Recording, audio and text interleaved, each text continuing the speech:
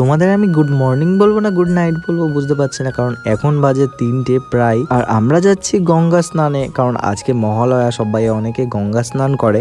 তো আমরাও আজকে যাচ্ছিলাম একটু গঙ্গা স্নান করতে। এখানে এসে দেখি গাড়ি আমাদের জন্য দাঁড়িয়ে আছে অনেকক্ষণ আগে থেকেই। আর সব শেষে আমি গাড়িতে উঠে পড়লাম, কারণ সবাই গাড়িতে উঠে পড়েছে প্রায়। এদিকে আমাদের গাড়ি গন্তব্য পথের দিকে রওনা দিয়ে দিয়েছে, আর আমি গাড়িতে বসে ভাবছিলাম একটু ঘুমিয়ে নি, কিন্তু আর ঘুমের তো আর কায়দা নেই। রাস্তার ভিতরে এত ঝাঁকুনি, এবং তাই আমরা যখন গন্তব্য পথে পৌঁছেছি তখন ভোর হয়ে গেছে। আর এদিকে তো আছে কাকি, আমার মা আর জেঠি টিটি সবাই আছে। এবং যখনই আমি গঙ্গার ঘাটের দিকে ঢুকতে লাগলাম তখনই আমার এই দৃশ্যটা আমার চোখে পড়ে।